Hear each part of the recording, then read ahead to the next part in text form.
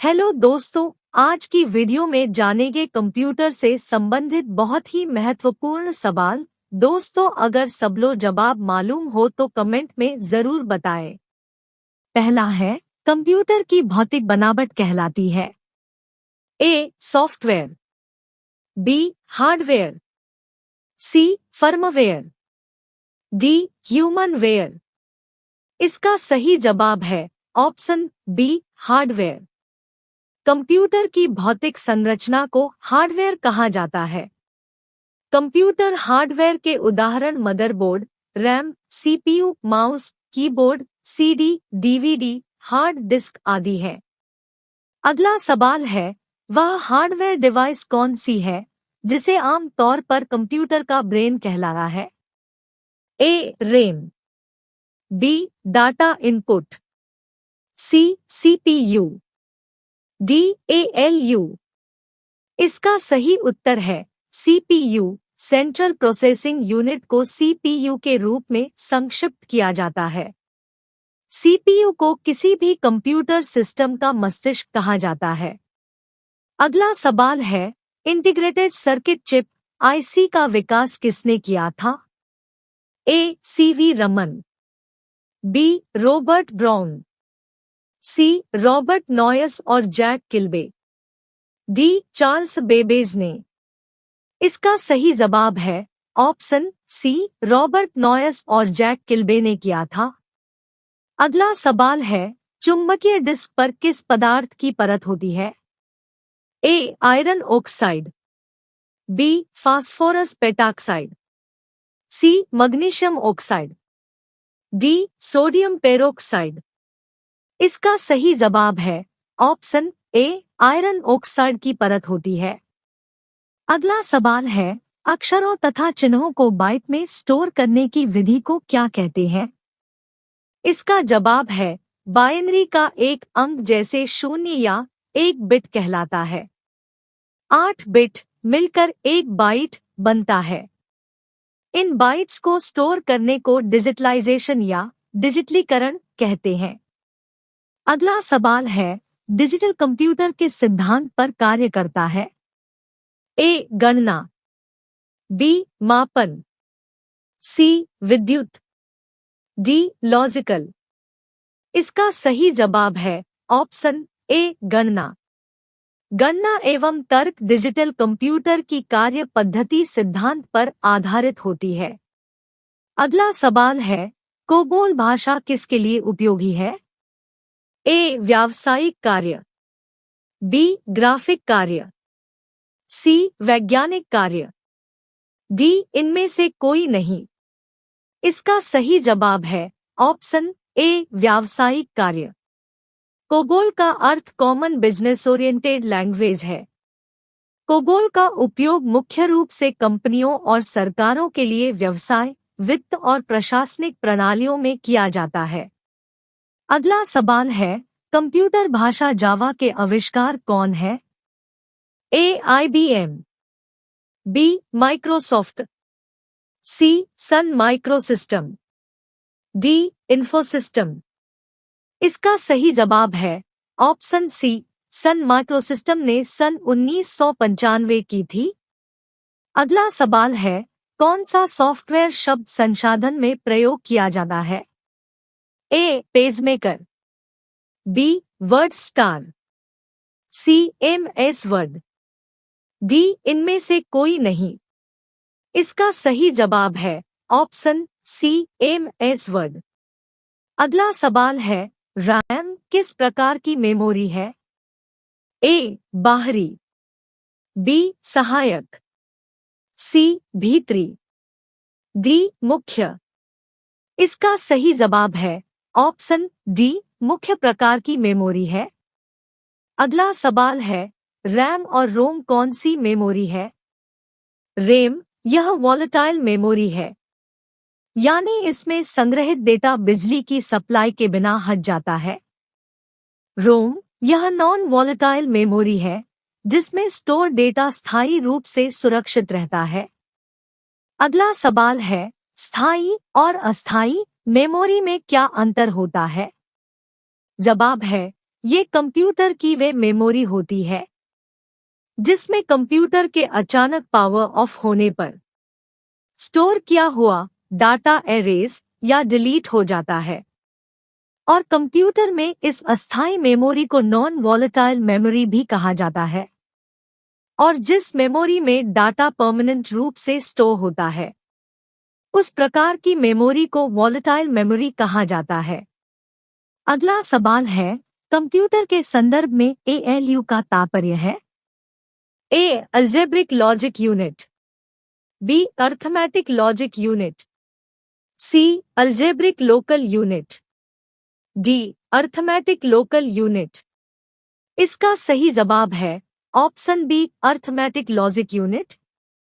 अगला सवाल है, सीपीयू का प्रमुख कार्य है? ए. प्रोग्राम अनुदेशकों पर अमल करना, बी. डाटा जानकारी भावी प्रयोग हेतु स्टोर करना, सी. डाटा और जानकारी प्रोसेस करना, डी. ए और सी दोनों। इसका सही जवाब है ऑप्शन डी, ए और सी दोनों है। अगला सवाल है, भारत में सर्वप्रथम चेन्नई में प्रकट होने वाला प्रथम वायरस कौन था? A. Die Avenger, B. Philip, C. देसी, डी. सी ब्रेन। इसका सही जवाब है ऑप्शन डी, सी ब्रेन। अगला सवाल है, भारत में सर्वप्रथम दिखाई देने वाला वायरस कौन सा है? इसका सही उत्तर क्रीपर है। पहला कंप्यूटर वायरस, जिसे क्रीपर वायरस कहा जाता है, सन 1971 में कंप्यूटर इंजीनियर रॉबर्ट थॉमस द्वारा बनाया गया था। अगला सवाल है, विश्व की सबसे बड़ी कंप्यूटर निर्यात कंपनी कौन सी है? A. IBM, B. Compaq, C. HP, D. HCL. इसका सही जवाब है option A, IBM International Business Machines Corporation. अगला सवाल है, गणना और तुलना के लिए कंप्यूटर के किस भाग का प्रयोग किया जाना है? A. ALU, B. Control unit, C. Disk unit, D. Modem. इसका सही जवाब है option A, ALU arithmetic and logic unit भाग का प्रयोग किया जाता है। अगला सवाल है, प्रथम गणना यंत्र कैलकुलेटिंग डिवाइस कौन सी है? ए. घड़ी, B. Difference engine, C. Abacus, D. Calculator. इसका सही जवाब है ऑप्शन सी, अबेकस। अगला सवाल है, भारत का पहला कंप्यूटर का नाम क्या है? इसका जवाब है भारत का पहला कंप्यूटर टाइपरैक था। इसका पूरा नाम Tata institute of fundamental research automatic calculator है। अगला सवाल है, इंटीग्रेटेड सर्किट चिप आईसी का विकास किसने किया? A. CV Raman, B. Robert Noyce, C. JS Kilby, D. Charles Babbage. इसका सही जवाब है ऑप्शन सी, जेएस किल्बी ने किया। अगला सवाल है, कंप्यूटर साक्षरता दिवस इनमें से कब मनाया जाता है? ए. 15 जनवरी, बी. 2 दिसंबर, सी. 28 फरवरी, डी. 24 अक्टूबर। इसका सही जवाब है ऑप्शन बी, 2 दिसंबर को मनाया जाना है। अगला सवाल है, कीबोर्ड में फंक्शन की संख्या कितनी होती है? ए. 9, बी. 12, सी. 13, डी. 15।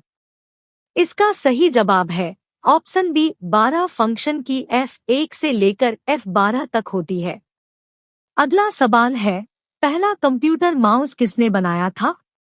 ए. William English, B. वेनियल Cooler, C. Douglas Engelbart, D. Robert जवाकी। इसका सही जवाब है ऑप्शन सी, डगलस एंजलबर्ट। अगला सवाल है, इनमें से कौन प्रोसेसर के 3 मुख्य भाग हैं? A. Alt control unit RAM, B. Cache control unit ROM, C. Control unit hot register, D ALU control unit और रजिस्टर। इसका सही जवाब है option D. ALU control unit और रजिस्टर मुख्य भाग होते हैं। अगला सवाल है, जो व्यक्ति कंप्यूटर इनपुट के लिए अपने हाथों का प्रयोग नहीं कर पाते, उनकी सहायता निम्न में से कौन सा सॉफ्टवेयर कर सकता है? A. Audio digitalise, B. Video conferencing, C. Speech recognition, D. Synthesiser. इसका सही जवाब है ऑप्शन सी, स्पीच रिकॉग्निशन। अगला सवाल है, कंप्यूटरों के लिए इनमें से कौन प्राथमिक आउटपुट डिवाइस है? A. Monitor, B. Scanner, C. Printer, D. Mouse. इसका सही जवाब है ऑप्शन ए, मॉनिटर प्राथमिक आउटपुट डिवाइस है। अगला सवाल है, किसी कंप्यूटर के प्रोग्राम में बच्चों द्वारा प्रयुक्त भाषा प्रायः कौन सी होती है? A. BASIC, B. Java, C. Logo, D. PILOT. इसका सही जवाब है ऑप्शन सी, लोगो। अगला सवाल है, निम्नलिखित में से ऑप्टिकल मेमोरी है? A. Bubble memories, B. Floppy disk, C. CD ROM, D. Core memories. इसका सही जवाब है ऑप्शन सी, CD रोम। अगला सवाल है, CPU में कंट्रोल, मेमोरी और तीसरा कौन सा यूनिट होते हैं?